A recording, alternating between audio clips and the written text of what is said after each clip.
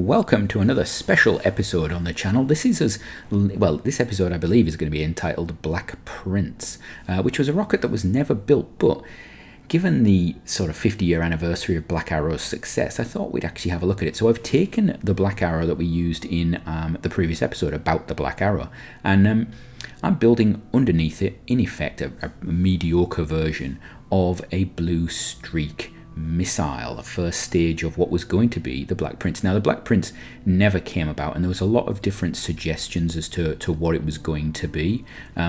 There was talk also of alternative uses of the Blue Streak instead of in the Eldor rocket, which is what it was actually used for in the Indo-European launcher.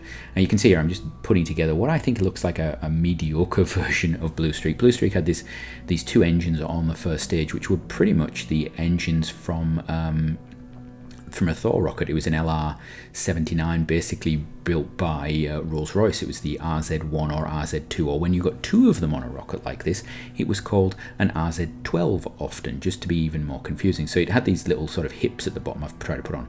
The rocket itself had this really interesting corrugated look, which you can't get in Kerbal, but you know, if I was really trying to make a really accurate representation, I would. So I didn't put the best avionics on because I thought that's a bit cheaty, but we've put a reasonable one on. So what I've actually done is just taken straight away that Black Arrow and stuck this underneath it, and we're going to see what it can actually do and what it can actually get to orbit.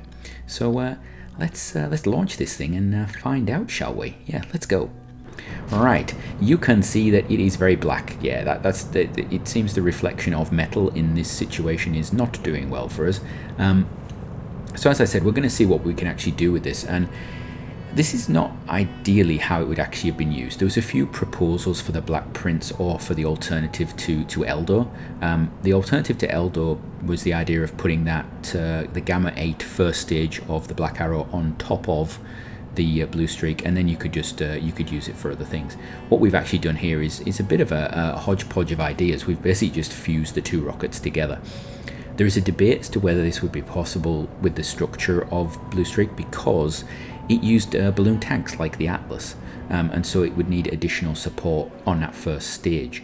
However, once we actually get this up here, if you imagine that support will be provided, we actually get a fully fueled Black Arrow well on its way to orbit, which is quite staggering.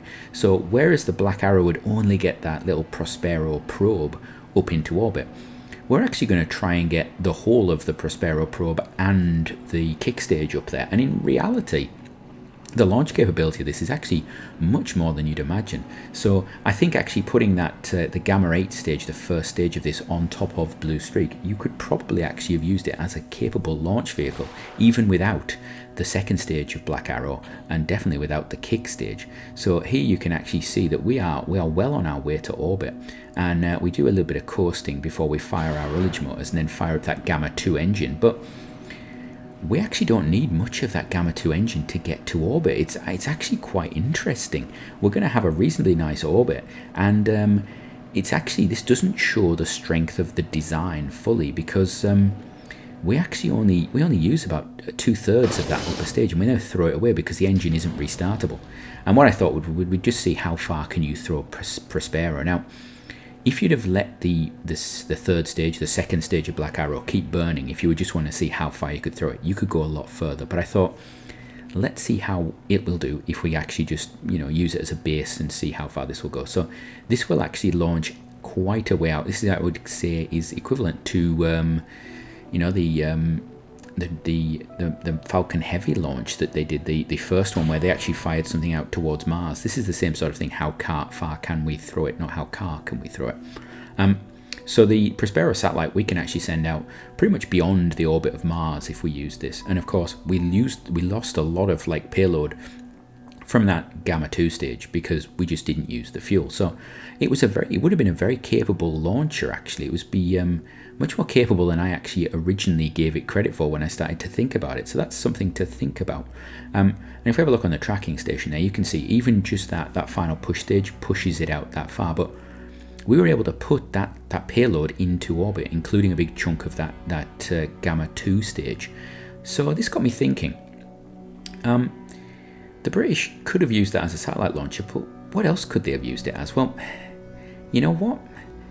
could we have actually launched people on it? That's the interesting thing. Does it have the payload capacity to actually do something like the Atlas? It doesn't have the Atlas's 3 engines at the start. It doesn't have the LR-105. But those Gamma engines, they're in addition to everything. They're a little bonus there. So I thought, let's try this. So we took just a simple Mercury capsule. It's a nice representative of a lightweight capsule, and we stuck it on top of the Gamma 2 stage. We got rid of the kick stage and everything off the top. We've got this horrible little adapter that's oddly enough reminds me of the top of a particular ULA crew launch capsule for some reason. Not entirely sure why it reminds me of that. You can probably guess. And unlike that, this seems to be going quite well. One thing I should point out, if you look at the exhausts on the first stage here, it was very interesting to see when you look at the pictures that the Blue Streak had both of its exhausts for the engines. Actually, not the exhaust, but the turbo pump exhaust actually on the same side, which I think makes it look really quite interesting, really quite nice. I quite like that, so I may have to steal that design in future. So we get up on our way into orbit, and yeah, it actually looks like a very odd little craft. It looks like it should exist like this. It's got an odd nose, and obviously I believe in some of the plans where they were going to use the Gamma 2 stage, and there's very few of them actually where they use the Gamma 2 stage. It would have been fattened to match the Gamma 8 stage before it, so this would have been a much shorter craft, and it would have been quite nicely proportioned. Interestingly, that Gamma 8 stage, the first stage of the Black Arrow, is a wonderful size for putting a capsule on top of, so that's a little something to think about. So we're just looking at this, and what we've actually got now is we're just going to bring this into orbit, and we do it actually quite well. It does have enough to get this thing in orbit.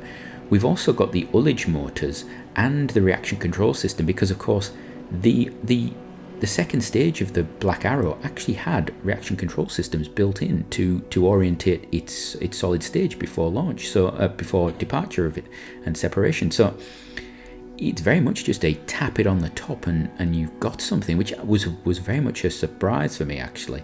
And so this craft we put in orbit, and yeah, it does the Shepherd and so forth mission quotes all the way around. I thought it was quite funny actually that we got I think it was the Alan Shepard quote there and so forth, which was quite amusing. John Glenn's quote was coming up as well with the Kerbalism, because we've got Kerbalism installed. And then we can actually use, I was thinking of using RCS to pull it back down, but you can use the ullage motors that would have been used for ullaging the upper stage normally, because we hot staged it. It was high enough up to allow it didn't have to be ullaged so quickly, and roughly it didn't have the atmospherics against it.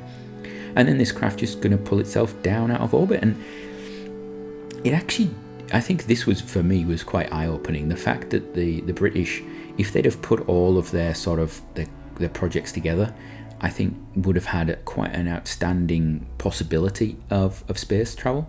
The interesting thing is a lot of the proposals that went forward at the same time as things like Black Prince were things that added sort of, parallel boosters to that central Blue Streak core. So you could have had something that looked a bit like the Delta Heavy that you now, Delta 4 Heavy now, where you've got the two similar stages on either side. That was proposed. So you'd have had 6 engines that were LR-79 equivalent engines, RZ2 engines on them, and things like that. And of course, that engine was never really evolved either. If it had been used, it would have evolved and improved. So it is really quite sad to see, the Black Arrow, the Blue Streak, and all of these projects that had such potential, and because of basically being cash strapped, I don't think they ever really reached anywhere near what they could have been. We haven't even got onto the discussion of things like the RZ20 engine, which was